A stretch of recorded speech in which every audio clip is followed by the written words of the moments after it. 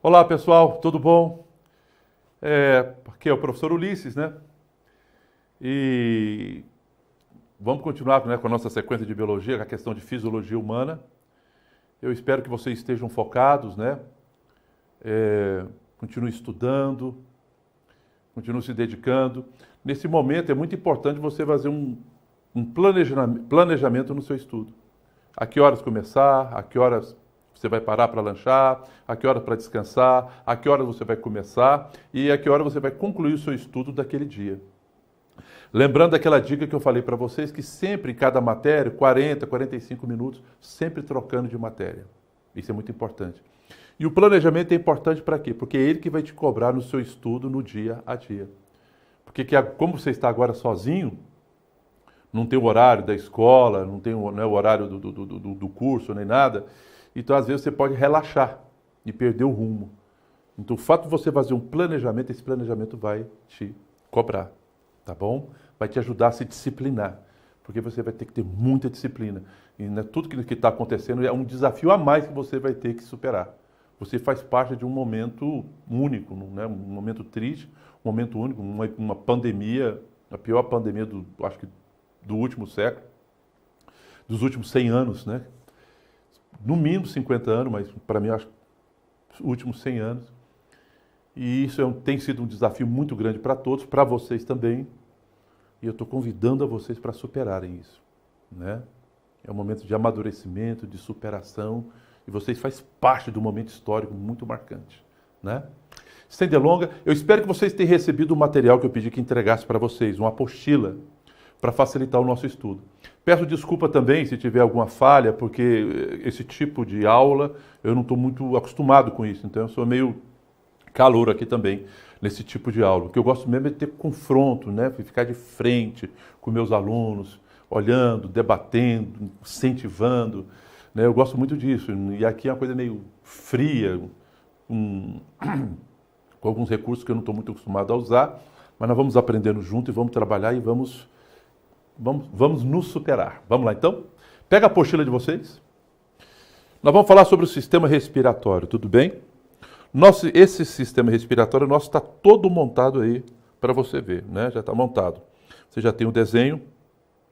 E vamos dar uma olhada aqui o desenho do sistema respiratório, mostrando cada parte, né? Fossa nasal, faringe, laringe, traqueia, brônquios, bronquíolos, né? Pulmão, a pleura, diafragma, algumas estruturas, né? Você arrancando aqui o pulmão, você tem aqui os bronquíolos, tem os alvéolos, parecem uns cachos de uva, que são os alvéolos, né? Vamos dar uma olhadinha aqui, pessoal? Olha aqui. Vamos subir. Órgãos do tubo respiratório, né? Os órgãos do tubo respiratório. Bom, falando sobre o tubo respiratório, nós podemos começar por onde? Pela fossa nasal, né? Vamos anotar isso? Tem a fossa nasal, ou boca, né? Você pode também respirar pela boca. Fossa nasal ou boca. Da fossa nasal ou boca, nós vamos para onde? Os órgãos. Nós vamos para faringe. Olha aqui a faringe. Lembrando que essa faringe também faz parte do sistema o quê? Digestório. Faringe é um tubo musculoso que faz tanto parte do sistema digestório como do sistema respiratório, ou seja, pela faringe passa comida, pela faringe também passa ar. E depois dessa faringe, nós vamos para onde? Nós vamos para a laringe. Agora, nós vamos para a laringe. Lembre-se. Se fosse sistema digestório, da faringe nós iríamos para o esôfago, mas agora é sistema respiratório. Então, da faringe nós vamos para a laringe. E da laringe nós vamos para onde? Da laringe nós vamos para a traqueia, que é um tubo com mais ou menos 15 centímetros de comprimento. A traqueia, ela se bifurca, você tem uma bifurcação da traqueia, e forma o quê? Os brônquios. Aí você tem os brônquios. Você tem os brônquios. Aí esses brônquios sofrem uma ramificação, originando os bronquíolos.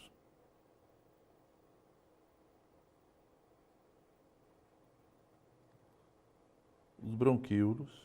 E o que que eu tenho nas extremidades desses bronquíolos? Umas estruturas que lembram muito a caixa de uva, né?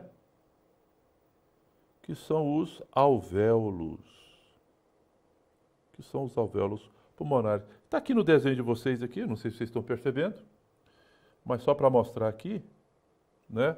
Olha aqui, ó. Isso aqui são os alvéolos, como eu falei, parecem uns cachos de uva, né? Formado esses alvéolos pulmonares nas extremidades dos bronquíolos, tá? Bom, vamos continuar. E agora, o que nós vamos falar? Nós vamos falar sobre cada componente do tubo respiratório. A começando pelo quê? Pelas cavidades, as cavidades nasais. As cavidades nasais apresentam duas aberturas, duas aberturas anterior, que são quem? As narinas, que são as narinas.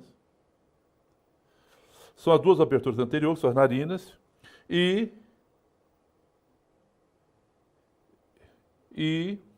duas aberturas,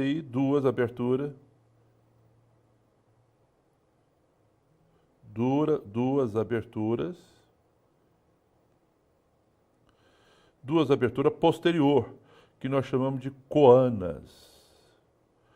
Coanas. Vamos explicar isso? As narinas faz a comunicação da fossa nasal com o meio externo. E as coanas? As coanas faz a comunicação com a fossa nasal com a faringe. Quando você põe remédio nas narinas, esse remédio vai bater lá na faringe, passando por onde? Pelas coanas. Tudo bem? Outra coisa que nós temos também na fossa nasal, a presença de pelos e uma mucosa produtora de quê? De muco. Para que serve esse espelho? Para que serve essa mucosa? Tudo isso tem função de quê, pessoal? Função de filtração. Os pelos funcionam como uma barreira para macropartículas. Então, quando você puxa o ar, partículas grandes, para poder evitar que elas entrem pelas suas vias aéreas, tem esse pelo. Mas as partículas pequenininhas que conseguem atravessar o pelo, essas ficam presas na mucosa, que é aquele catarrinho que fica no nariz. Vai pregando ali a sujeira menorzinha, vai pregando ali, e depois com a higienização você limpa, né? Você retira essa mucosa junto com a sujeira. Então, tanto esses pelos como essa mucosa só tem um objetivo. Qual é o objetivo? Filtração. Filtração do quê? Filtração do ar, né? Os pelos filtram as macropartículas e os mucos as micropartículas, as partículas bem pequenininhas. Uma outra coisa marcante das fossas nasais é que ela é muito vascularizada. Com qual objetivo, pessoal? Objetivo? Aquecimento do ar.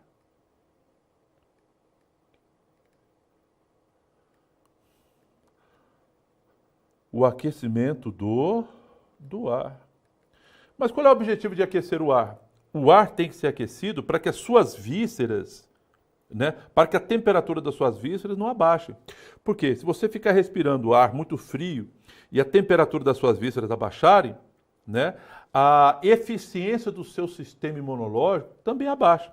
Por isso que fala-se, né, se sua avó, sua mãe te ensina, que não é bom ficar pegando friagem, não ficar pegando friagem de madrugada. Por quê? Pegando aquela friagem, você respirando aquele ar frio, a temperatura, né, dos seus órgãos internos diminui, e aí o seu sistema imunológico perde eficiência e você, consequentemente, vai acabar adoecendo, tá bom? Depois da fossa nasal, nós vamos para onde? Depois da fossa nasal, nós vamos para a faringe. Faringe. A faringe, ela comunica com o sistema digestório, ela se comunica com o sistema digestório e com o sistema o quê? Respiratório. Deixa eu explicar uma coisinha para vocês, deixa eu explicar isso aqui no quadro. Quero que vocês anotem da seguinte forma. Olha só. Vindo aqui para o quadro comigo, dá uma olhadinha. Ó, veja bem, nós temos a faringe.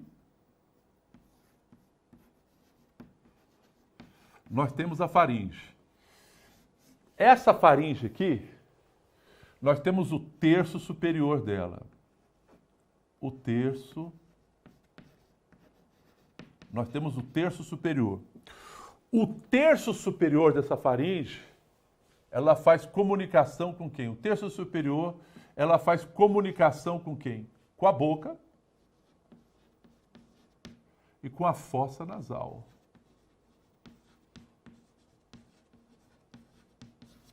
Com a boca e com a fossa nasal. Já o terço inferior, a parte inferior da faringe, o terço, né? O terço inferior, o terço inferior da faringe já faz comunicação com quem? Faz comunicação com esôfago,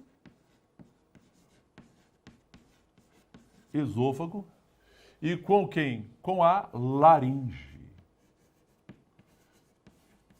Com a laringe. Então veja bem, quando eu estou falando de boca e esôfago, é quando a faringe está funcionando como sistema digestório. Quando eu estiver falando de fossa nasal e de laringe, é quando essa faringe está funcionando como o quê? Como componente do sistema respiratório. Tudo bem? E tem uma outra observação que eu quero que vocês anotem aí, ó, na apostila de vocês. Uma outra observação. É só anotar aí, vamos ver? Na apostila de vocês. O que eu quero que vocês anotem? Observação.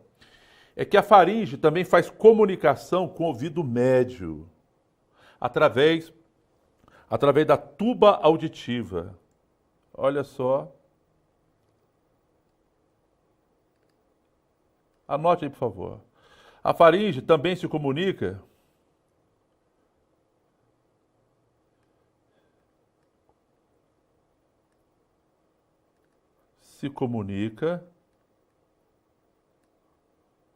com a orelha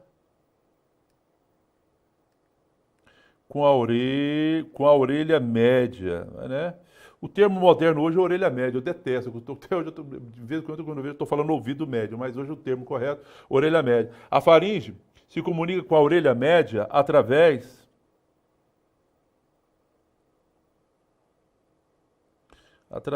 da tuba auditiva. Através da tuba auditiva. Isso é muito interessante, você consegue ver isso com muita clareza, como? Se você pegar, puxar o ar e tampar o nariz e tentar soltar o ar para o nariz, você vai sentir esse ar batendo lá na sua membrana timpânica, estendendo a sua membrana timpânica. Isso por quê? Por causa da comunicação que a faringe faz com a orelha média, tá certo? Bom, depois nós vamos para a laringe. O que é laringe? É um tubo cartilaginoso situado na parte anterior do pescoço, possui um orifício. Esse orifício, qual é o nome desse orifício? Chama-se glote, pessoal. Possui um orifício, a glote, pelo qual se comunica com essa glote, um orifício pelo qual se comunica com a faringe.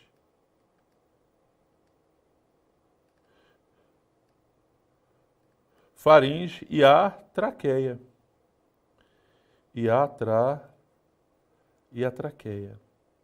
Então, é por esse orifício, é por essa glote que o ar entra, tá certo? O ar vem da onde? Vem da faringe. Esse ar passa pela glote, que está na laringe, e vai para onde? Para a traqueia. Agora... Professor, pede para os meninos atualizar o chat, que agora vai dar certo. Ah, sim. Falar aqui na frente? Não, pode ser aí mesmo. Pessoal, eu recebi uma mensagem aqui agora do pessoal que é para vocês atualizarem o chat, que agora as perguntas, caso alguém queira fazer alguma pergunta, pode chegar agora, tá bom? Vamos lá. Como eu estava dizendo, a glote é o orifício da laringe por onde passa o ar, né? Que o ar vem da onde? Vem da faringe, vai para a laringe, passando pela glote e cai lá na traqueia. Agora, como é que a comida não entra ali por aquela glote? Por quê? Está aqui na observação, olha. Na deglutição, a glote é fechada pela epiglote. Então, toda vez que você engole, a epiglote fecha essa glote, impedindo que a comida chegue ali, possa cair na traqueia. Às vezes acontece de um resíduo alimentar, um grãozinho de arroz, tenta entrar ali pela glote. Aí o que o organismo faz para se defender? Estimula o estímulo da tosse, e aquele arrozinho que está tentando entrar na glote, às vezes ele é empurrado com tanta violência que ele vai sair lá pela fossa nasal. Queima, arde, horrível, nojento. Mas às vezes pode acontecer do resíduo alimentar entrar na traqueia? Pode. Às vezes a glote a glote não é fechada pela epiglote com eficiência, pode entrar um pouquinho de comida lá na traqueia, e aí? E aí pode ocasionar o que nós chamamos de pneumonia aspirativa. O que nós chamamos de pneumonia aspirativa. Tudo bem? Continuando, chegamos aonde, pessoal? Chegamos na laringe. Depois da laringe, vamos voltar aqui. Depois da laringe, vamos para onde? Vamos para a traqueia. Traqueia possui 15 centímetros de comprimento por 1,5 centímetros de diâmetro, né? Ela tem paredes reforçadas por anéis. Parede reforçada por anéis cartilaginosos.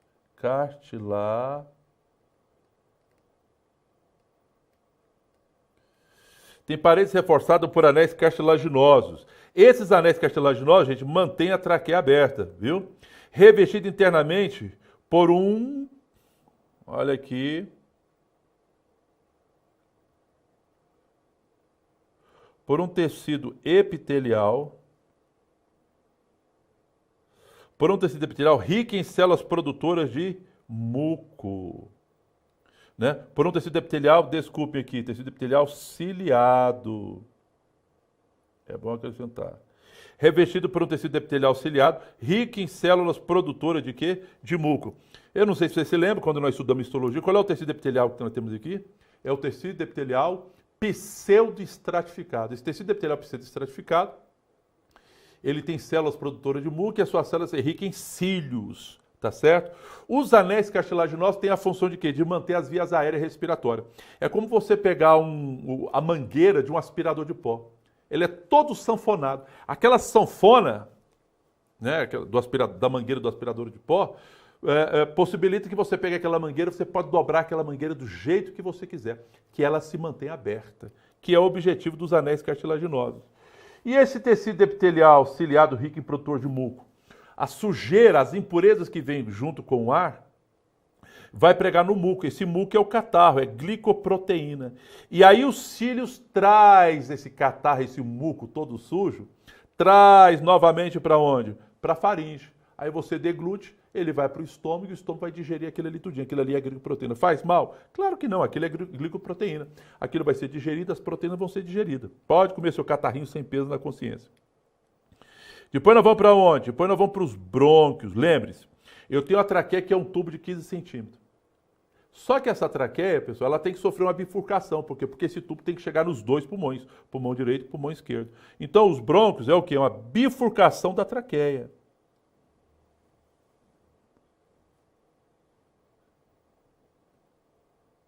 Bifurcação da traqueia, que irá entrar nos pulmões.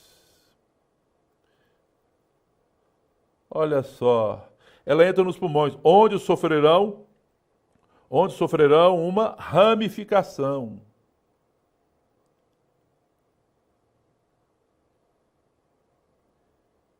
Como é que é? Os brônquios, quando entram no pulmão, eles sofrem uma ramificação, transformando-se em bronquíolos.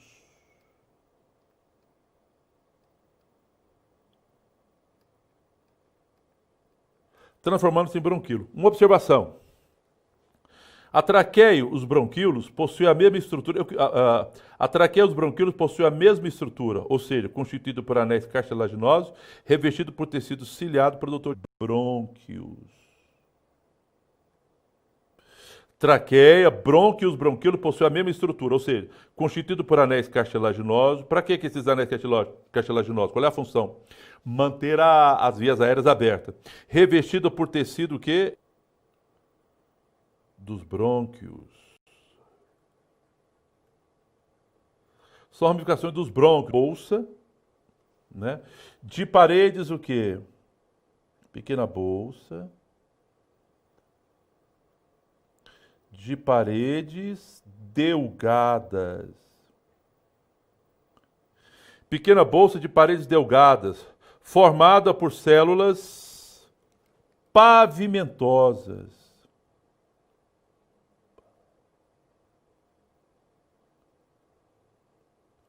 Células epiteliais, né? Pavimentosas e recoberta por capilares. é coberta por capilares, onde ocorre a hematose. Hematose. Espera lá, vamos devagarzinho? Então, os alvéolos, pessoal, são bolsas bem pequenininhas, formadas por paredes bem fininhas, que é formado por tecido epitelial simples pavimentoso. Nós já estudamos isso dentro da histologia. Tecido epitelial simples. Simples por quê? Porque é formado por apenas uma camada de célula. Pavimentoso por quê? Porque essas células não têm volume, elas só têm área, elas são muito achatadas. Então elas têm uma área e com baixo volume. E essas bolsinhas são revestidas, nelas estão envolvidos o quê? Vaso sanguíneo, o vaso sanguíneo mais fininho do corpo, que são os capilares. Olha só, que são os capilares. Então aqui, ó, aqui eu tenho os alvéolos. Olha os capilares aqui em volta desses alvéolos. E aqui vai havendo o quê? A trocas gasosas. Aqui, ó, o CO2 sai, olha o CO2 saindo. E o O2 entrando aqui nos alvéolos, havendo as trocas gasosas. E isso que nós chamamos de quê? Hematose. Então, observação. O que é hematose? Observação. Hematose é a troca o quê? É a troca do CO2 pelo O2 em nível de alvéolo. Em nível de quê?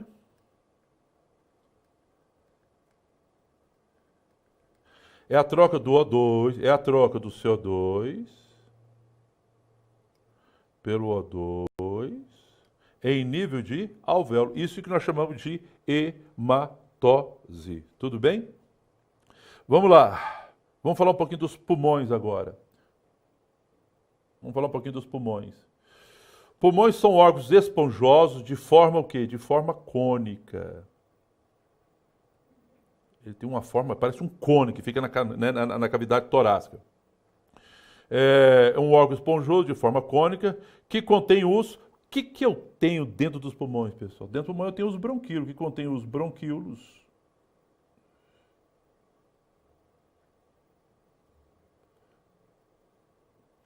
Que contém os bronquíolos e os alvéolos.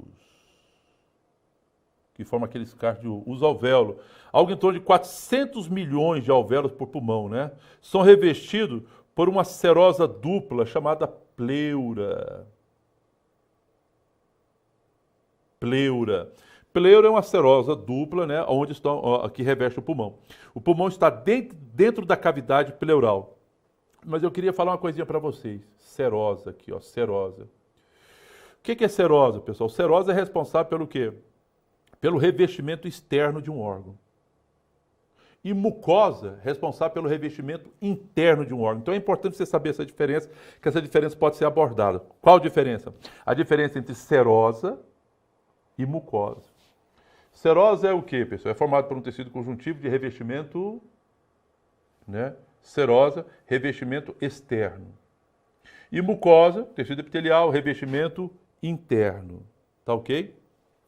Uma observação, os músculos da respiração são o diafragma, que é o principal, que separa a cavidade torácica da abdominal. E os músculos intercostais, movimentam as costelas durante a respiração. Ok? Vamos para frente. Bom, gente, vamos dar uma olhada na anatomia aqui? Vamos dar uma olhadinha na anatomia, vamos dar uma passadinha na anatomia aqui? Vamos ver se vocês conseguem me antecipar, tá? Vamos ver aqui, por exemplo... O que seria essa estrutura 1? Você conseguiria identificar para mim? Seria o quê? Quem falou brônquio acertou.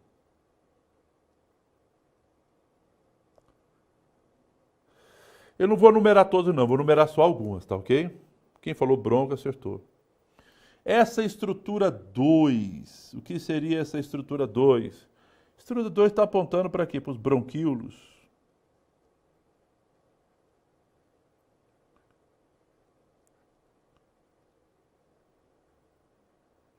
Bronquíolos, estrutura 2, bronquíolos. Né? Vamos dar uma olhada aqui na estrutura 3 e a estrutura 4. Tem-se a impressão que a estrutura 3 e a estrutura 4 está apontando para a mesma coisa, mas não é não. A estrutura 3 está apontando para a pleura. Para a pleura. Que é aquela serose que reveste o pulmão. E a estrutura 4, ela está apontando para o espaço interpleural. Lembre-se que a pleura ela é uma serosa dupla, então existe um espaço entre a serose externa e a serose interna. E às vezes essa serose ela se enche de água, né, e dificultando, né, causando muita dor e dificultando a pessoa fazer a expansão para poder ventilar. Muitas vezes tem que fazer uma drenagem. Vamos ver aqui agora, estrutura 5 seria quem? Diafragma.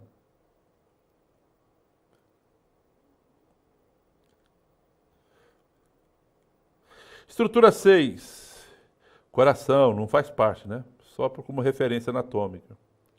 6, né? Estrutura 7, a estrutura 7 está se referindo ao pulmão, né? Ponta do pulmão. Estrutura 8, isso aqui é uma costela, turma. A ponta de uma costela. Estrutura 9 é aquele músculo que fica entre as costelas, que são os músculos intercostais.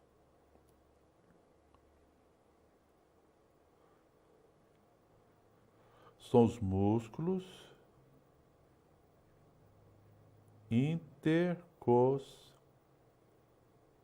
São os músculos intercostais. Estrutura 10, você consegue falar para mim o que é a estrutura 10? Quem falou traqueia, acertou. Traqueia. E o que seria a estrutura 11? Estrutura 11 é a laringe, pessoal. É a laringe. Estrutura 11 é a laringe, que é aquele tubo cartilaginoso. Tudo bem? Essas anatomias aqui é importante? Claro que é importante, porque às vezes cai esse desenho, eles apontam para a estrutura sem dizer o nome.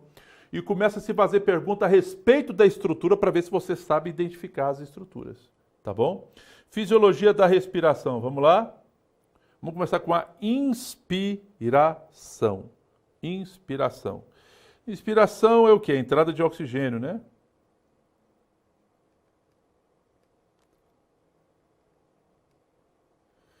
É a entrada de ar, né? Entrada de ar nos pulmões.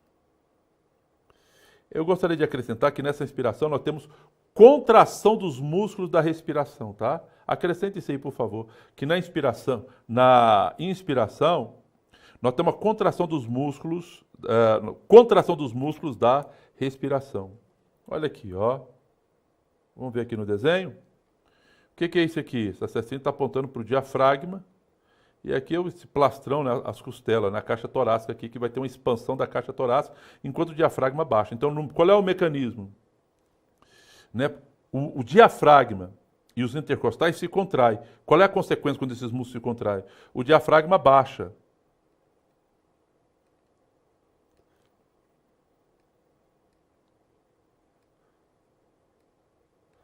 O diafragma ele sofre, né, ele abaixa, né, ele desce, tá vendo aqui a pressão, certo? O diafragma vai ser puxado para baixo, com a contração muscular. O diafragma abaixa. E os intercostais vão se contrair. E aí, quando os intercostais se contraem, nós vamos ter o afastamento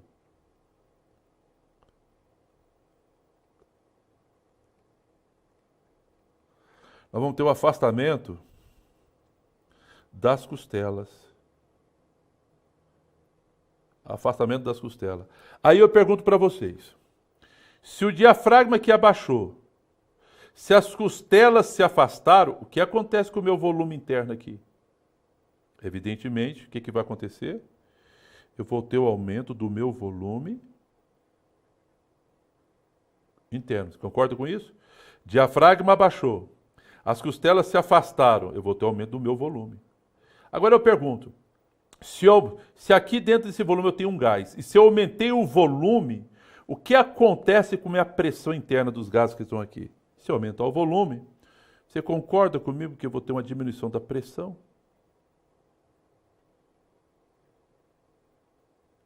Eu vou ter uma diminuição da pressão interna, diminuição da pressão interna?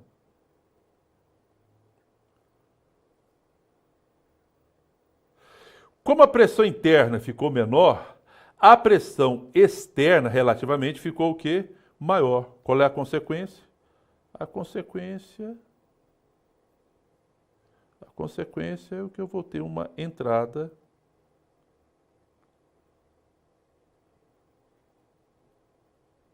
a consequência é que eu vou ter uma entrada de ar. Tudo bem? Uma entrada de ar. Esses seis aqui não precisa falar não. Vamos para frente. Expiração. Na expiração.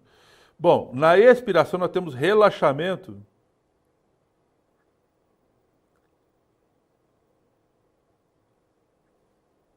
Relaxamento dos músculos.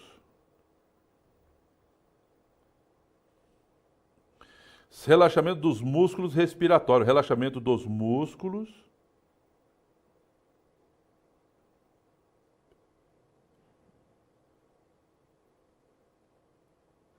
Relaxamento dos músculos respiratórios. Vamos ver?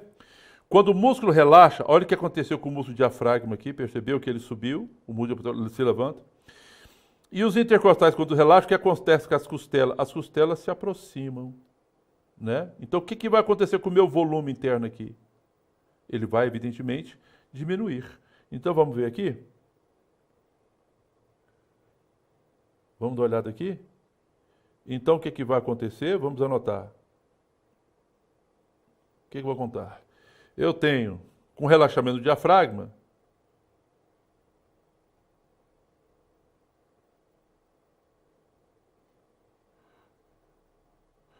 o diafragma, ele levanta.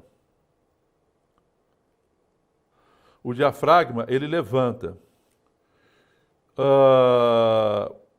Quando o diafragma levanta, o que acontece com as costelas?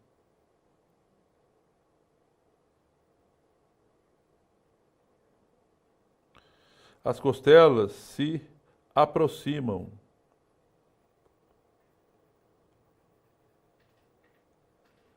Então, vê como é que é? O diafragma ele levanta. E as costelas se aproximam. Vamos, né? Então, evidentemente, vai ter uma diminuição do quê? Diminuição do volume interno. Eu vou ter uma diminuição do volume interno. Aí eu pergunto, se diminuiu o volume interno, é óbvio que vai o quê? Vai aumentar a pressão. Vai aumentar a pressão interna.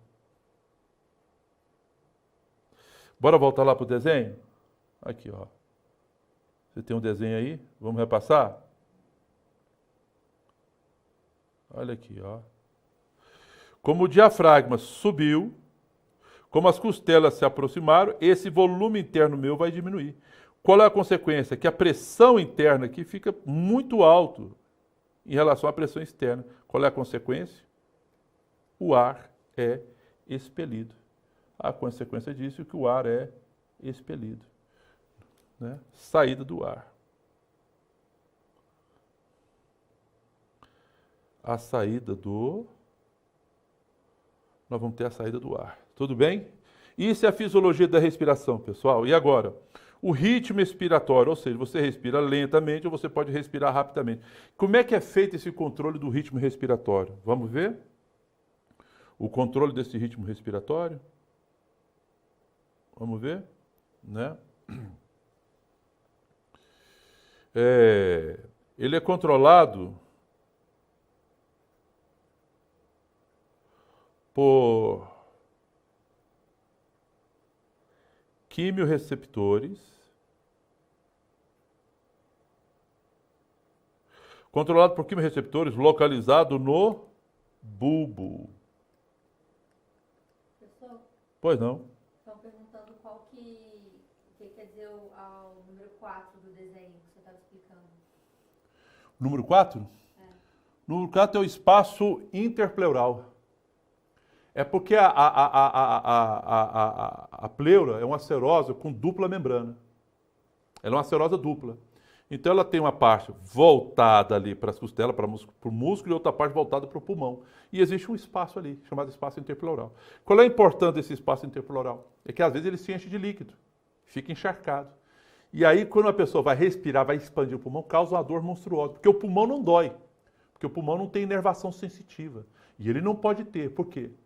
Porque a inervação das vísceras, elas são difusas. Então, se o pulmão tivesse nervo, cada vez que você inspirasse, ele expandisse, ia causar uma dor monstruosa. Então, ele não pode ter nervo sensitivo. Mas a pleura tem. Então, quando ela se encharca, ela enche, ela tem infiltração. A pleura está infiltrada, né? Fala desse jeito. O pulmão está infiltrado. Quando ela se enche de líquido, quando vai expandir, causa dor monstruosa. Tem que se enfiar um catéter, tem que drenar para a respiração da pessoa ficar livre novamente. Tá? Então, voltando aqui. O controle do ritmo respiratório, ele é controlado por quimiorreceptores localizados no bulbo, né? Que envia impulso ao diafragma,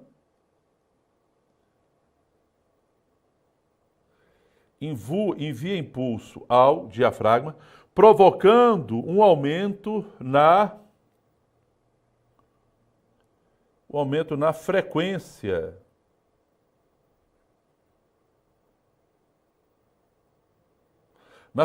dos movimentos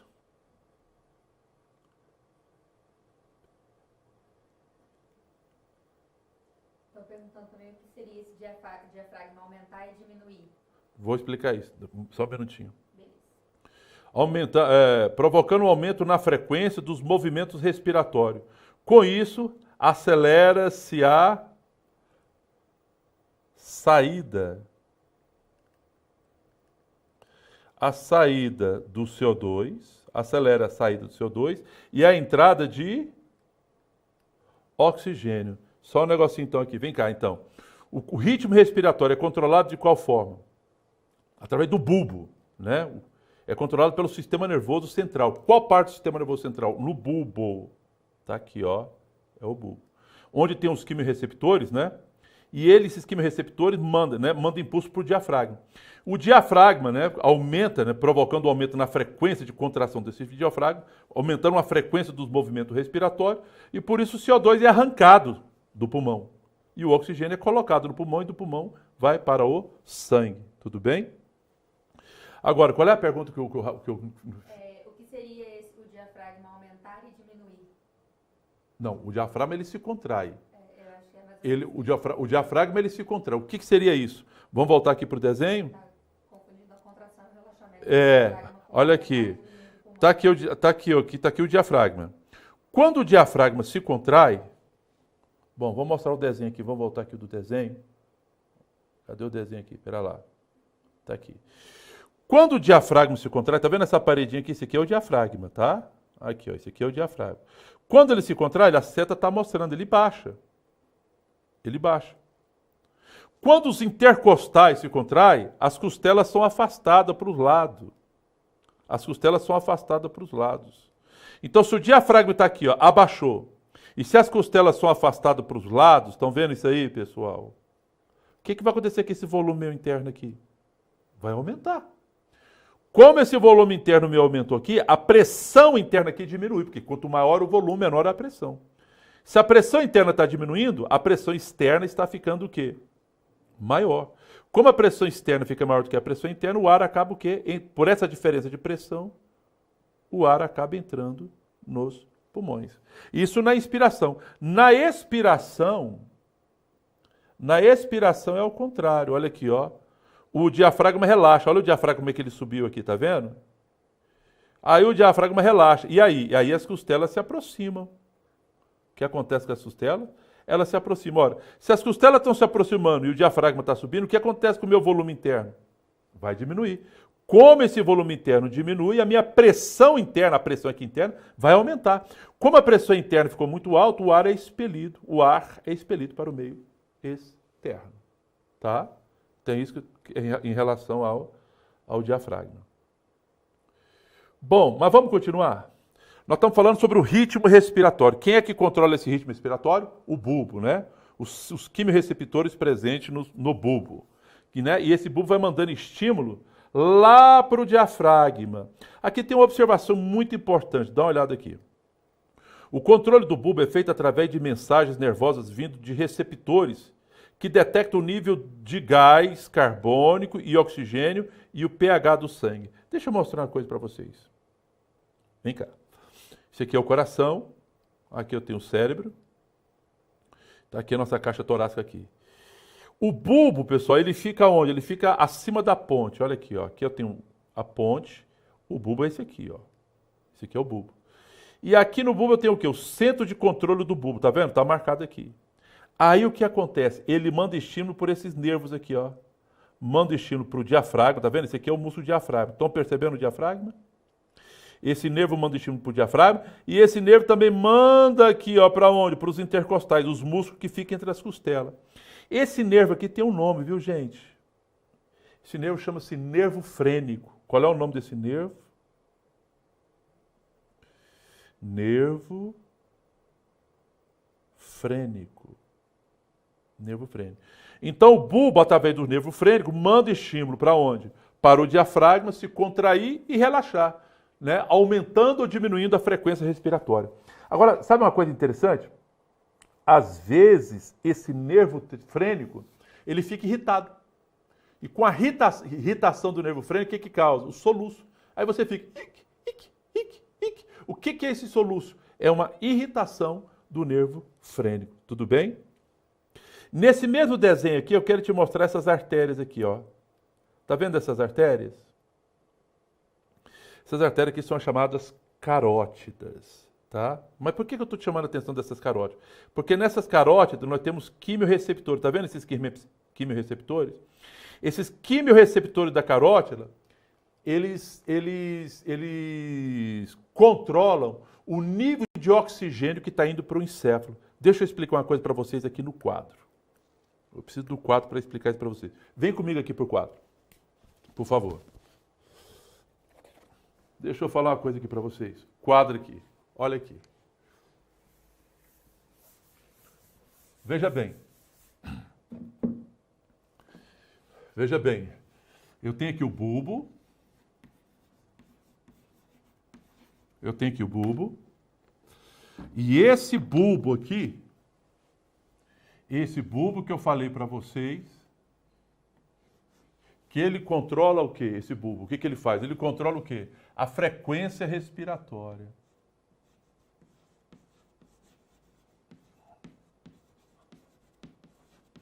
A frequência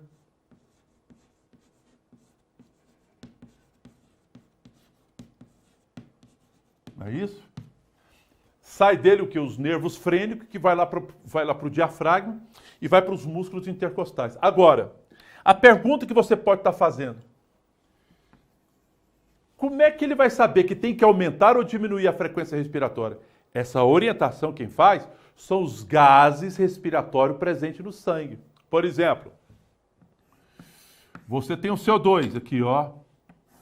Você tem um CO2. Quando os níveis de CO2, né? Quando as taxas, os níveis de CO2 fica muito alto, isso causa uma acidez.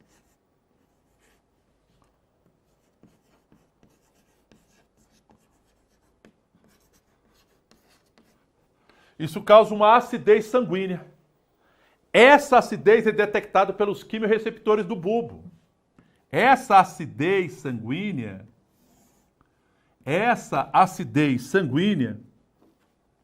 olha só,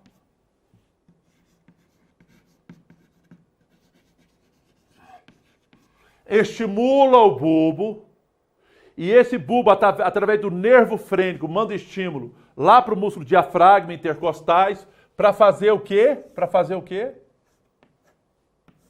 Para aumentar a frequência respiratória, para arrancar esse CO2 do sangue que está causando a acidez. Porque o CO2 ele é um óxido ácido, você sabe disso. Então o pH do sangue começa a ficar muito ácido. E essa acidez estimula o bulbo e aumenta a frequência para arrancar esse CO2 do sangue. E o oxigênio? O oxigênio. Bom, o problema do oxigênio, no caso, maior na gente, é quando ele está muito baixo, né? Por quê? Qual é o tecido que é extremamente exigente nessa questão de oxigênio? O tecido nervoso. Se o seu cérebro ficar 5 minutos sem oxigênio, você já começa a ter morte de células desse cérebro. Já começa a ter morte cerebral. Então ele é extremamente exigente, porque o consumo energético do cérebro, né, é muito grande. Né? O cérebro é um órgão que consome energia demais. Mesmo de alumínio, consome demais da conta. Olha só. Então, quando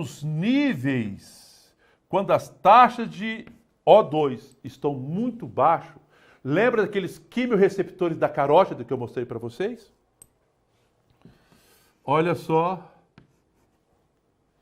Os quimiorreceptores.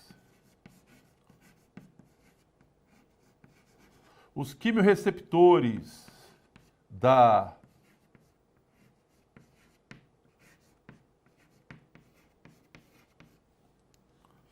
Olha só. Como é que é? Quando os níveis de oxigênio estão muito altos no sangue, os quimiorreceptores da carótida, eles vão mandar estímulo para o bulbo também. O que eles fazem? Estimula o bulbo. Olha aqui, ó.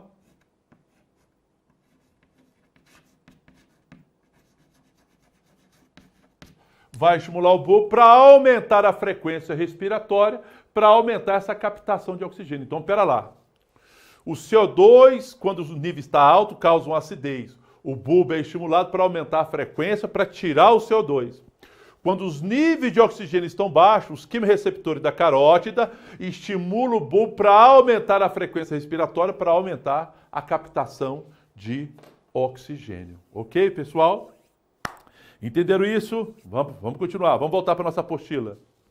Voltando para a nossa apostila. Tá?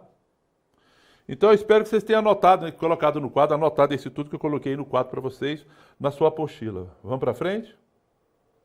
Tem esse espaço todo para vocês anotar, né? Transporte dos gases respiratórios. Transporte dos gases respiratórios. Anota aí para mim, gente. Eu vou para o quadro novamente, eu quero que vocês anotem. Não, eu vou anotando aqui, vamos ver. O transporte aqui, vamos anotar. Transporte dos gases respiratórios, vamos ver? Bom, o oxigênio, como é que ele é transportado? 10% do oxigênio, ele é transportado diretamente pelo plasma, tá? Plasma. 90% dele. 90% do oxigênio é transportado pela hemoglobina. Né? HB de hemoglobina. 90% é transportado pela hemoglobina.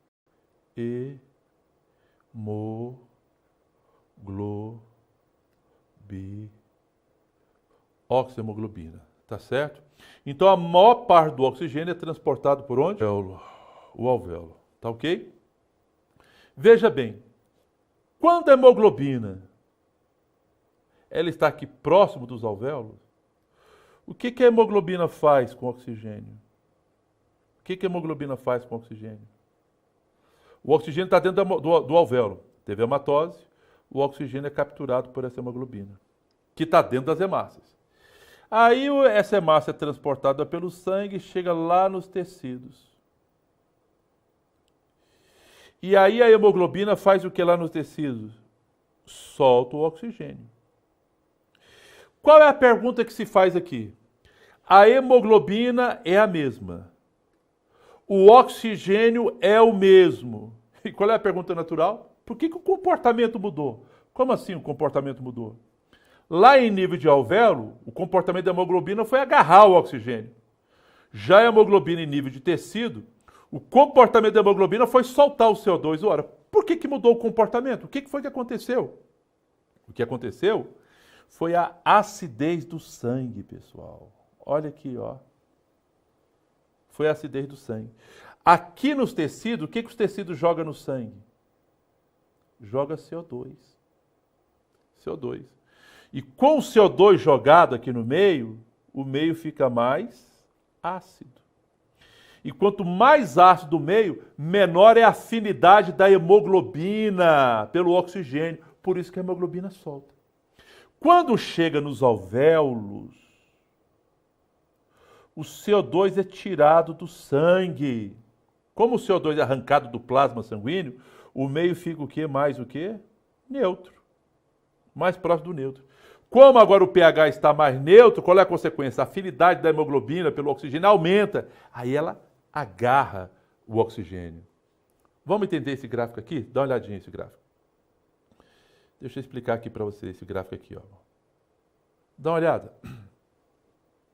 Na abscissa, o que eu tenho aqui? Saturação da hemoglobina com oxigênio em porcentagem. O que é saturação? A hemoglobina está 100% saturada. O que significa? Ela está lotada de oxigênio. Agora, na abscissa, o que nós temos aqui na abscissa? Tecidos em exercício, tecido em repouso, e nós temos aqui pulmões. No primeiro quadrante aqui, O2 não liberado pela hemoglobina durante da respiração normal. E aqui, reserva de O2 que pode ser liberada pela hemoglobina em situação de alto metabolismo. Isso aqui é uma coisa muito simples. Vamos dar uma olhada aqui. Vamos pegar aqui um pH 7.4. 7.4. Vamos pegar aqui, olha, a PO2 milímetro de mercúrio, em milímetro de mercúrio, vamos pegar aqui a PO2 40. Em tecido em repouso. Dá uma olhada aqui, ó. Em um pH 7.4. Portanto, tem um pH mais para onde? Para neutro para básico.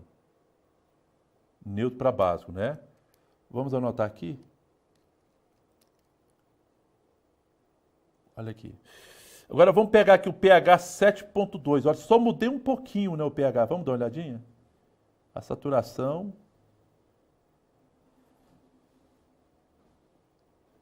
Olha aqui, ó. Vamos pegar aqui, né, num tecido em repouso. Se você pegar no pH 7.4, qual vai ser a saturação da hemoglobina? Dá uma olhada aqui. A saturação da hemoglobina, que no pH 7.4, ela vai ser mais ou menos quanto? Ela vai ser mais ou menos 70. Significa o quê?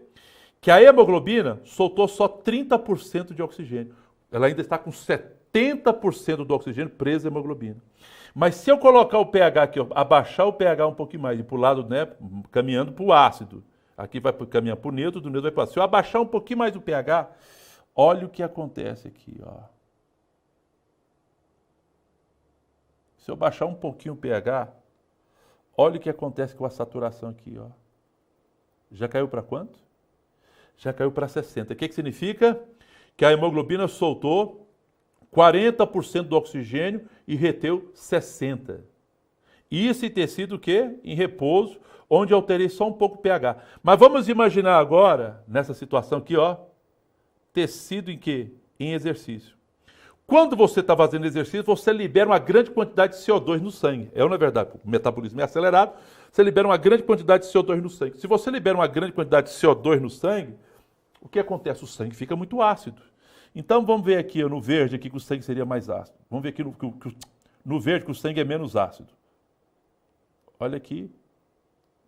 No pH 7.4. Olha aqui, tecido em exercício. Olha o que aconteceu. Deu quanto aqui? Mais ou menos 10. O que significa? Que sobre condições de fazer exercício físico, olha só, a saturação da hemoglobina 10. O que significa? Que ela ficou com 10% de oxigênio e 90% de oxigênio ela soltou. Porque agora está precisando de uma grande demanda de oxigênio. Você está fazendo exercício. Agora vamos ver aqui, ó, com pH aqui mais ácido, o pH 7.2. Dá uma olhada aqui, o que aconteceu, pessoal? Olha.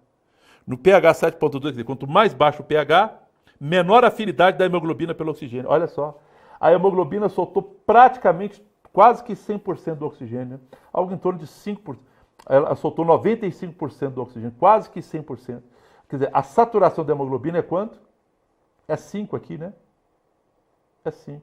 Significa o quê? Que ela ficou com 5% de oxigênio e liberou 95% do oxigênio. Ou seja, quanto mais ácido o meio, menor a afinidade da hemoglobina pelo oxigênio e, por consequência, ela libera esse oxigênio com maior facilidade.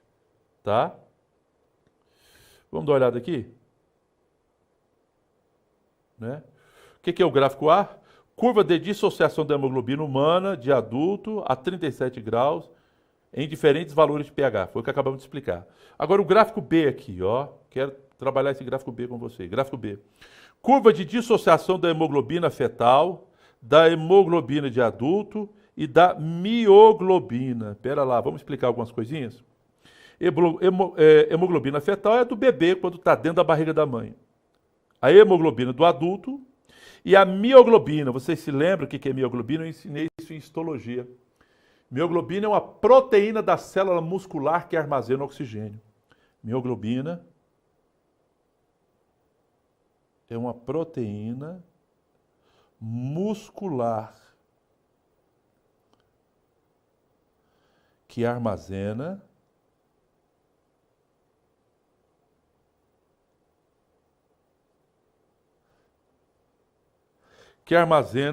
oxigênio, tá certo? Oxigênio. Bom, vamos ao gráfico? Vamos explicar esse gráfico. Bom, eu queria que você imaginasse o seguinte. Vamos pegar aqui. Eu tenho a hemoglobina de um adulto e tenho a mioglobina. Como é que você raciocina para você não esquecer? Saturação da hemoglobina. Aqui na ordenada, saturação, e aqui na abscissa, a PO2. Quem é que vai saturar primeiro? A mioglobina ou a hemoglobina fetal? Vamos ver a saturação. Quem é que vai chegar à saturação primeiro? Olhando aqui no gráfico, quem é que vai saturar primeiro? Quem vai se encher? O que é saturar? Quem vai se encher primeiro de oxigênio? A mioglobina ou a hemoglobina de um adulto? Vamos ver quem é que vai saturar primeiro? Primeiro, aonde que a hemoglobina de adulto vai pegar o oxigênio? Para poder ficar saturado de oxigênio. Onde que ela vai pegar? Ora, ela vai pegar nos alvéolos. Lá, através da hematose, os alvéolos não ficam cheios de sangue, então a hemoglobina vai lá nos alvéolos e pega oxigênio. Aonde que a mioglobina vai pegar o oxigênio para poder ficar saturada? Bom, a mioglobina está presa na célula. A mioglobina não tem como ir nos alvéolos, porque ela está presa dentro da célula muscular. Então ela só tem um lugar para ela pegar esse oxigênio. Qual é o lugar? Da hemoglobina do adulto. Então a hemoglobina do adulto vai lá, pega o oxigênio nos alvéolos. O que a mioglobina faz? Toma. Isso significa que a mioglobina tem mais afinidade pelo oxigênio do que a hemoglobina do adulto. Por que ela tem que ter mais afinidade? Porque ela tem que tomar o oxigênio da hemoglobina, ela tem que tomar o oxigênio da hemoglobina do adulto. É a hemoglobina do adulto que dá o oxigênio, que passa o oxigênio para a mioglobina. Então a mioglobina tem que ter mais afinidade por esse oxigênio. Depois que a mioglobina saturar, ou depois que ela se encher de oxigênio, aí ela vai deixar a hemoglobina do adulto se encher também. Portanto, se você olhar aqui, o gráfico da mioglobina, vai saturar primeiro do que o gráfico da hemoglobina do adulto. O adulto vai saturar bem depois da mioglobina, tá bom? Agora vamos olhar aqui, a hemoglobina fetal. Da hemoglobina do adulto, que no caso seria a mãe. A hemoglobina fetal, onde que ela pega o oxigênio? Porque a hemoglobina do adulto vai pegar o oxigênio lá nos alvéolos. O feto, ele não pega o oxigênio dos alvéolos dele mesmo, porque os alvéolos dele estão fechados, está colabado. A hemoglobina fetal vai pegar o oxigênio do oxigênio que está na hemoglobina da mãe. Ele rouba o oxigênio da mãe. Então significa que o feto tem que ter, a hemoglobina fetal tem mais afinidade pelo oxigênio do que a hemoglobina do adulto. Isso significa que toda vez que a hemoglobina do adulto pega o oxigênio lá nos alvéolos, transfere para quem? Para a hemoglobina fetal. Depois que o feto, a hemoglobina fetal, ficar saturada, aí a hemoglobina do adulto, no caso a hemoglobina da mãe, vai se saturar. Perceberam isso?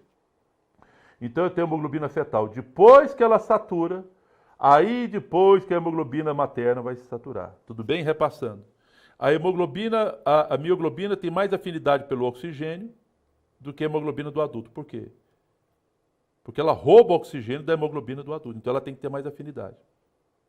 A hemoglobina do adulto, a hemoglobina fetal, tem mais afinidade pelo oxigênio do que a hemoglobina da mãe. Por quê? Porque a hemoglobina do feto tem que roubar o oxigênio da hemoglobina da mãe. Então, a hemoglobina do feto satura primeiro, para depois a hemoglobina da mãe se saturar logo a seguir. Tudo bem? Espero que vocês tenham entendido isso. Gás carbônico. Vamos lá então? Gás carbônico. Vamos lá. O gás carbônico é mais ou menos isso aqui, olha. 7% dele, plasma. Tá? Plasma. 23% dele. 23% do gás carbônico é transportado pela hemoglobina. Tá? Aí vem a pergunta, então eu tenho um composto, gás carbônico, preso à hemoglobina. Esse composto formado pela hemoglobina e gás carbônico, eu chamo de quê? Eu chamo de carbohemoglobina. Toma cuidado, tá? Às vezes as pessoas chamam isso aqui de carboxihemoglobina, tá errado. A carboxihemoglobina é o monóxido de carbono. E a carboxihemoglobina, que é o monóxido de carbono, é um composto estável. O que significa isso? O monóxido de carbono, quando gruda com a hemoglobina, não solta.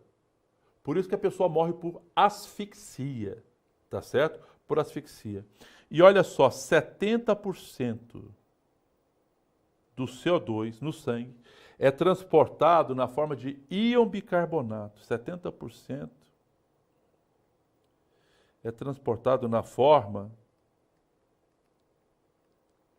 de íon bicarbonato.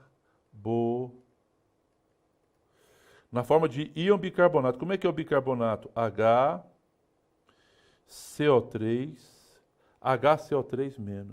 tá certo? Por que a maior parte do CO2 tem que ser transportado na forma do íon bicarbonato? Para controlar o pH do sangue. Se você quiser anotar isso, eu acho que é importante, anotar o quê? Que o íon bicarbonato participa de reações tampônicas que regulam o pH do sangue, tá? Anote isso, que isso é importante. Ele participa de reações tampônicas que regulam o pH do sangue. Deixa eu mostrar uma coisa aqui para vocês. Deixa. Claro, pergunta. Estão perguntando o que é a mioglobina mesmo? A mioglobina? A mioglobina é uma proteína da célula muscular. Tá? Quem perguntou, é uma proteína da célula muscular que armazena o oxigênio. Se você se lembrar quando eu dei tecidos, histologia para vocês, eu falei que o músculo tinha fibras vermelhas e fibras brancas. São as principais. Tem umas fibras rosas também, mas as principais, as fibras vermelhas e as fibras brancas. Fibras vermelhas são aquelas que têm muita mioglobina, que é uma proteína que armazena oxigênio. Como essa proteína está presa na célula muscular, essa proteína não vai buscar oxigênio lá nos alvéolos. Então ela só tem uma fonte de oxigênio. Qual é? Tem que roubar a mioglobina, tem que roubar o oxigênio da hemoglobina. O que seria a hemoglobina também? A hemoglobina é uma proteína que transporta oxigênio. CO2 também, mas principalmente oxigênio. Tá? Todas as duas são proteína. A mioglobina é uma proteína da célula muscular.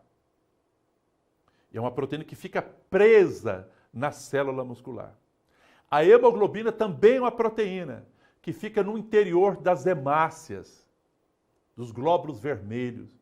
E essas hemácias, através da corrente sanguínea, são levadas até os pulmões. Lá nos pulmões não tem os alvéolos?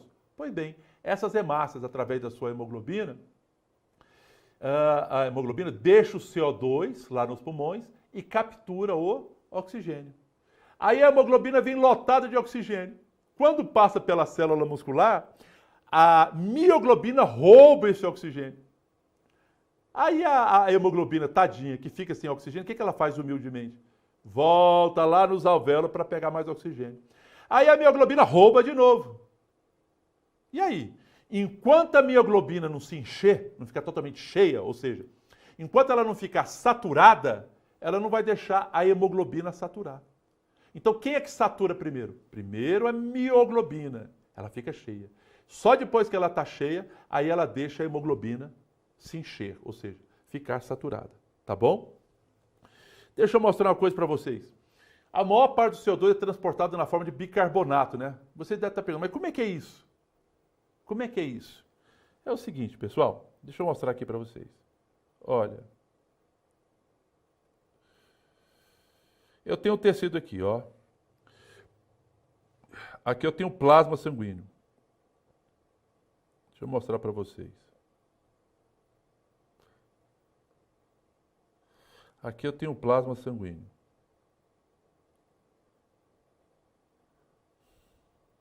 Ou seja, corrente sanguínea. O que que o CO2 faz, pessoal? O que que o CO2 faz? Ele libera o quê? CO2. Lembra disso?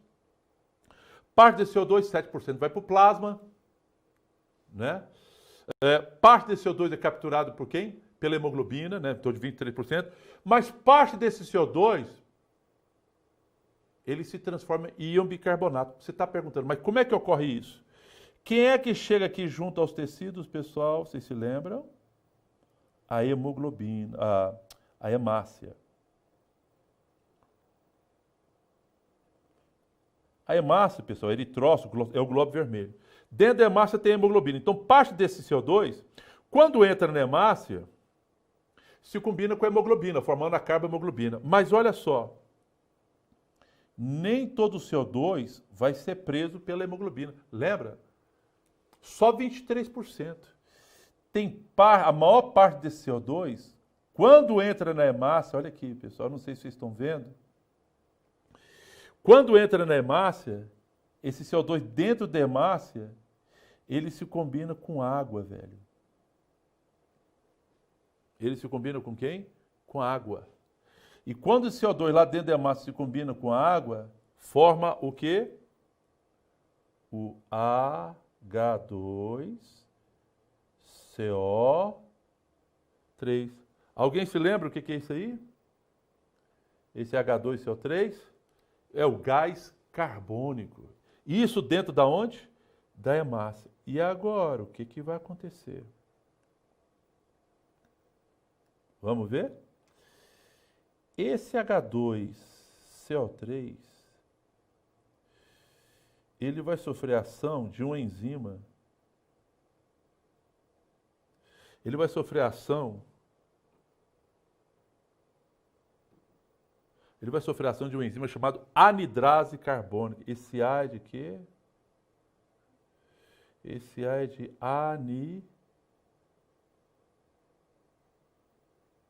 anidrase. Né? Vai sofrer o que? A ação da anidrase carbônica. Essa anidrase carbônica vai formar o que, pessoal?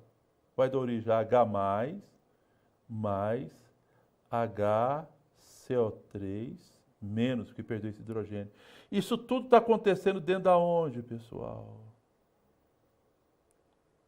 Isso tudo está acontecendo dentro das hemácias. Olha o que formou aqui. O que é isso aqui? O íon bicarbonato. Esse íon bicarbonato, ele sai e vai para o plasma sanguíneo. Aqui, ó.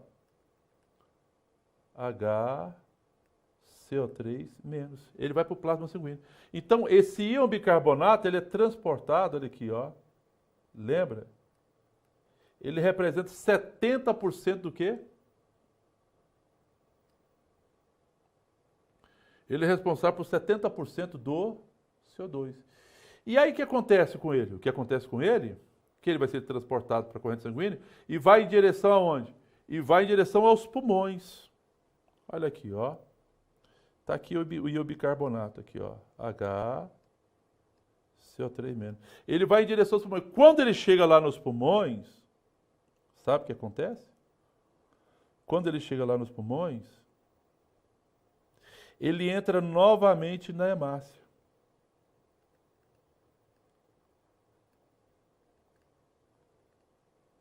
Ele entra novamente na hemácia aqui, ó, HCO3 menos. E quando ele entra na hemácia, ele recupera o quê? Aquele hidrogênio que ele tinha perdido. Recupera aquele hidrogênio que ele tinha perdido. E aí o que acontece? Ele recupera. E aí ele vai formar novamente o H2CO3. Lembra o que é isso? O ácido carbônico. E o que vai acontecer com esse ácido carbônico? O que vai acontecer com esse ácido carbônico? Vamos ver? O H2CO3, que é o ácido carbônico, vai sofrer novamente a ação da enzima. Qual é o nome da enzima? Anidrase carbônica. Sua fração novamente da anidrase carbônica, e aí eu vou ter a formação de quê? H+, opa, fiz errado, desculpa. Aí eu vou ter a formação de, quando desmontar aqui, o que vai acontecer? Eu vou ter a formação de quê? De água mais CO2. Olha o CO2 ressurgindo aqui. Dentro da onde? Dentro da hemácia. Só que essa hemácia agora está onde, pessoal? Está passando pelo pulmão, ou seja, ela está passando pelos alvéolos. E aí, esse CO2 que está aqui dentro dos alvéolos, por pressão, por difusão, o CO2 passa para os alvéolos e dos alvéolos para o meio externo. Entenderam isso, pessoal? Isso aqui são reações químicas que acontecem dentro das hemácias, tá certo? E esse bicarbonato participa de reações tampônicas que vai controlar o pH do sangue, tá bom? Eu espero que vocês tenham entendido isso aí tudinho. E com isso, nós fechamos o sistema respiratório. Vamos ver as perguntinhas aqui agora. Só umas 3 perguntinhas. Perguntaram se a hemoglobina tem mais afinidade com oxigênio que com gás carbônico. Se a hemoglobina tem mais afinidade Com oxigênio ou com gás carbônico? com oxigênio. Porque você se lembra que 90% do oxigênio é transportado pela hemoglobina? Lembra disso? Já o gás carbônico, só 23%, em torno de 23% é transportado. Perguntaram se o diafragma é considerado um órgão respiratório ou ele é apenas um músculo acessório? Ele é um principal músculo. Músculos acessórios são outros, toma cuidado. Quais são os músculos acessórios? Por exemplo, os músculos abdominais são acessórios. Você pode ver quando você está muito cansado, fatigado, você pega os músculos do abdômen, a barriga vai lá na frente. Você vê que a pessoa está buscando ar de tudo que é ter jeito. Então você está usando os músculos abdominais como o quê? Como acessórios. Como os acessórios. Tá? Os intercostais também podem ser considerados acessórios também, que movimentam as costelas. O diafragma, ele é o principal músculo da respiração. E mais, o músculo diafragma é um músculo exclusivo dos mamíferos. Tá? Os mamíferos são os únicos vertebrados que têm um músculo diafragma. Os intercostais já aparecem nos répteis, aquela expansão da caixa torácica. A expansão da caixa já aparece nos répteis. Os outros não têm, nos répteis. E o músculo diafragma, separando a cavidade torácica da abdominal, aparece como exclusividade nos mamíferos. Tem só mais uma pergunta. Perguntaram qual é o estímulo para o bocejo. Sim. O que é o bocejo? O bocejo é uma hiperventilação. O que acontece? Qual é o estímulo? Você começa a fazer o quê? Você começa a ventilar mal o seu organismo. E aí começa a faltar oxigênio no cérebro. E aí vai dando aquela sensação de apagamento. E aí, com aquela pequena hipóxia que você tem no cérebro, o que o seu organismo faz para te colocar em atenção? Manda um mega estímulo para o seu diafragma, aí você faz o quê? Você pode ver que quando você faz uma bocejo, você pega uma grande gofada de ar. Você inunda o seu cérebro de oxigênio que é para entrar em atenção. Então, o estímulo do bocejo é a falta de oxigênio no cérebro, te deixando naquela sensação de torpor que você vai adormecer, que você vai desmaiar. Aí você tem aquele mega estímulo é para mandar uma gofada de oxigênio para te colocar em nível de atenção. E por que às vezes esse bocejo vai contaminando o outro? Bom, tem 1000 explicações para isso aí. Né? Qual que está certa? Não sei. Qual que eu acredito? Também não sei. Mas uma delas, só para comentar, é que o ser humano primitivo ele andava em grupos, guiado por um líder. Quando o líder percebia que uma determinada região era um lugar seguro para descansar, ele bocejava, e quando ele bocejava, era um sinal para todo o grupo que ali poderia se descansar. Então o que acontecia? Aquele bocejar dele estimulava quem estava perto, e quem estava perto estimulava quem estava mais longe. Então, era uma mensagem que ia para todo o grupo que significava ali é um lugar para descansar. Essa é uma das explicações. Tá. Mais uma. Pediram para revisar de novo a reação que o íon participa para regular o pH. Ah, sim. Vamos lá, reviso.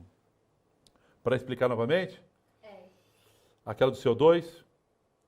Ela escreveu assim, pode ver a reação que o íon participa para regular o pH, que ela não conseguiu entender. Uhum. Vamos lá. Eu vou fazer no quadro aqui, então. que acho que talvez vai ficar... É bom até que outra pessoa queria tirar foto dessa parte desse quadro, aí já faz tudo. Né? Nossa, eu vou apagar aqui. Vou apagar aqui. Né? Vamos lá? Olha aqui. O que eu quero dizer é o seguinte, pessoal. O CO2, ele é um óxido muito ácido. Por isso que a maior parte do CO2 não pode ser transportado pelo sangue na forma de CO2, porque isso causaria uma acidez tão grande que mataria a gente por acidose. A acidose seria inviável. Por isso que ele tem que ser transportado na forma de íon bicarbonato, porque o íon bicarbonato participa de reações tampônicas. Essas reações tampônicas, você estuda ela detalhadamente na química, tá? Na química seria mais interessante você estudar essas reações tampônicas para ver como é que se controla o pH. E essas reações tampônicas, né, manipular essas reações tampônicas, é muito importante, principalmente quando você está em UTI. Porque na UTI, o tempo todo você está medindo o quê? Os gases do sangue do seu paciente. Oxiometria, PO2, PCO2. Você tem que regular o tempo todo isso na UTI, porque se você descontrolando isso, o paciente vai embora, ele morre. Então, existem drogas que intervêm nisso aí. Então, na verdade, eu não expliquei a reação tampônica. Eu expliquei as reações que geram o íon bicarbonato. Essas reações tampônicas, é interessante, com certeza o professor de Química vai trabalhar isso com vocês, falar sobre essas reações tampônicas. Agora, aqui é o seguinte, ó. Aqui é o seguinte, né? Ó. É o seguinte. Eu tenho um tecido. Tecido, vocês sabem que libera CO2. E aqui eu tenho o sangue, o plasma sanguíneo. Deixa eu falar um pouquinho aqui. Aí o que acontece? O que vai acontecer aqui, ó?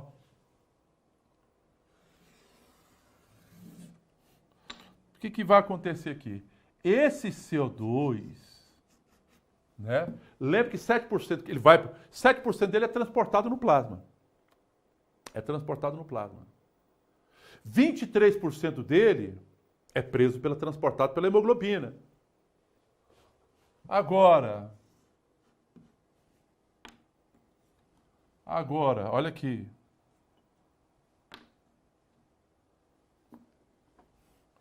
Preste atenção.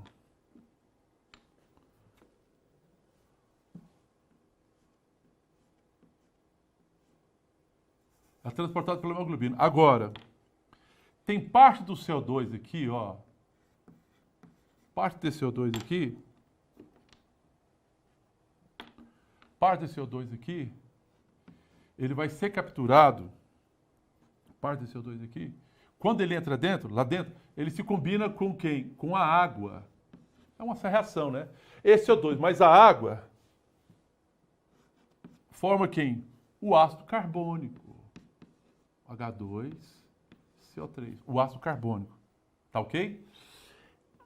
Formou. Isso está dentro da onde? Isso está acontecendo dentro da onde? Isso está acontecendo dentro da hemácia. Mas vem cá, esse CO2 não vai ser preso pela hemoglobina? Vai ser preso pela hemoglobina. A hemoglobina tem uma afinidade, vai capturar. Alguém até perguntou para mim quem é que tinha mais afinidade, se era o oxigênio ou o CO2. Eu falei, na verdade, depende, né? Depende. Em condições ideais, a hemoglobina gruda no oxigênio, pega esse oxigênio, mas você se lembra que se ficar um pouquinho ácido, ela solta. Então, quem menos depende dessa história é o CO2. Em termos gerais, acaba sendo o CO2. Eu posso dizer até que o CO2 tem que ter a mais afinidade. Porque o CO2 pode, inclusive, matar a pessoa. Se você inalar muito CO2, ele gruda lá na hemoglobina e pode até matar a pessoa. Tem que ter até mais afinidade. A hemoglobina e o oxigênio é uma ligação menos estável. Mas ela tem que ser pouco estável mesmo, porque ela tem que soltar. Ela tem que ser pouco estável. Então, em termos de afinidade, o CO2, em condições gerais, o CO2 tem até mais afinidade. Agora, em condições ideais, a hemoglobina gruda no oxigênio com muita facilidade. Mas é uma ligação estável, porque ela tem que soltar. Né? Então, até para corrigir, né, aquela colocação minha, acho que ficou mal colocado. Em condições gerais, o CO2 acaba tendo essa afinidade, porque gruda, forma uma ligação mais estável do que a hemoglobina. A estabilidade é maior com o CO2. Mas vem cá. Aí formou o ácido carbônico aqui. Aí o que acontece com esse ácido carbônico? Preste atenção. Esse ácido carbônico, ele vai sofrer a ação de quem? Vai sofrer a ação de quem? Daquela enzima que eu falei para vocês. Qual é o nome dela? Anidrase. Lembra disso?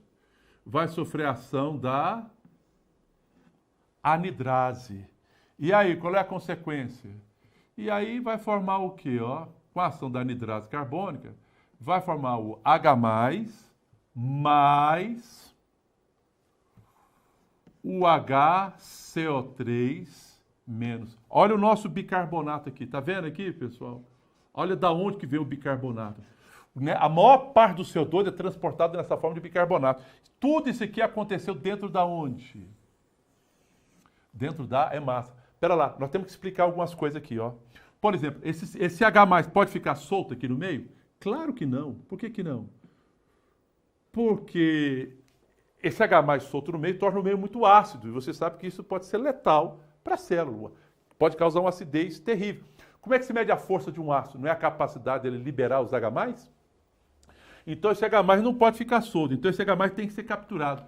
Quem é que captura esse H+? Sabe quem é que captura esse H+? A hemoglobina. A hemoglobina captura esse H+. Né? Enquanto a hemoglobina captura esse H+, o que acontece com o bicarbonato? O que acontece com o bicarbonato?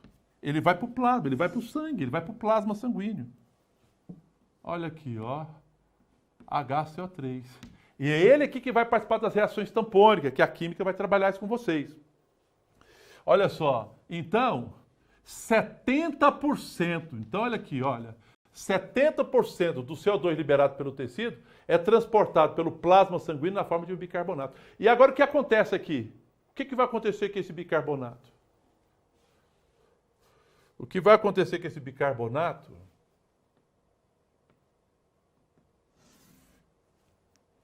O que vai acontecer com esse bicarbonato é que ele vai entrar dentro da hemácia.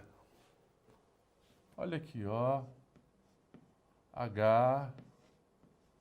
Ele vai entrar dentro da hemácia. E quando, isso lá nos pulmões. E quando ele entra, ele recupera os hidrogênios. Ele recupera os hidrogênios. Mas da onde que vem esse hidrogênio que ele recuperou? De onde que vem esse hidrogênio que ele recuperou? Os hidrogênios que ele recuperou vem das hemácias, da hemoglobina. A hemoglobina aqui, ó, a hemoglobina libera os hidrogênios aqui novamente. E aí eu vou ter o quê, pessoal? E aí eu vou ter novamente o H2CO3. Olha o ácido carbônico sendo formado dentro da hemácia. E esse ácido carbônico aqui, ó. Esse ácido carbônico aqui, o que vai acontecer com esse ácido carbônico? Espera um minutinho. O que vai acontecer com esse ácido carbônico? H2CO3. O que vai acontecer com esse ácido carbônico, H2CO3? Novamente esse ácido carbônico, ele vai sofrer a ação da anidrase carbônica. Qual o nome desse A enzima? Anidrase carbônica. E aí eu vou ter a formação de água, H2O, mais CO2. Olha aqui, pessoal. Deixa eu falar uma coisa. Olha o CO2 sendo formado novamente aqui. Olha o bicarbonato transformando em CO2. Só que agora essa hemácia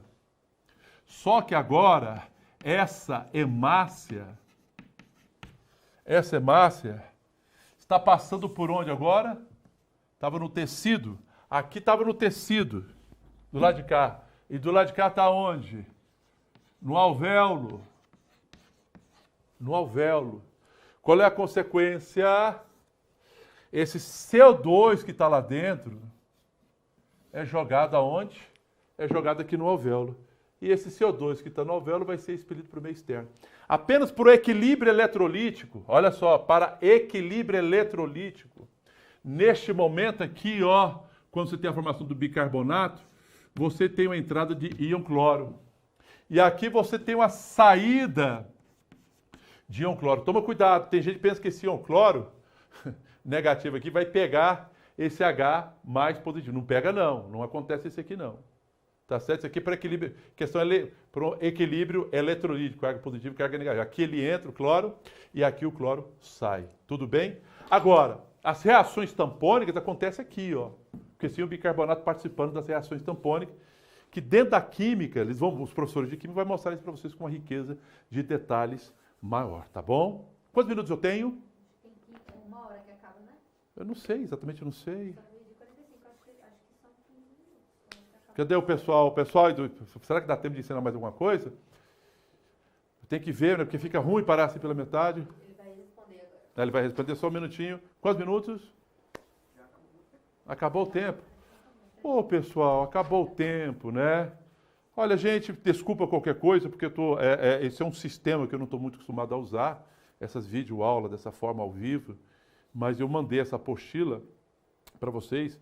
Eu imagino que com a apostila a troca fica mais fácil, né? Você ter o material em mãos para poder trabalhar, para poder me acompanhar, né? E poderia falar muito mais coisas, não falei sobre surfactante, o efeito Bohr, mas eu acho que as coisas mais importantes foram discutidas com vocês aqui. Eu espero que de alguma forma eu tenha contribuído, você esteja sentindo segurança e, gente, nós vamos passar por isso, né? Nós vamos sair mais do que vencedores disso. E a vitória de vocês vai ser dupla.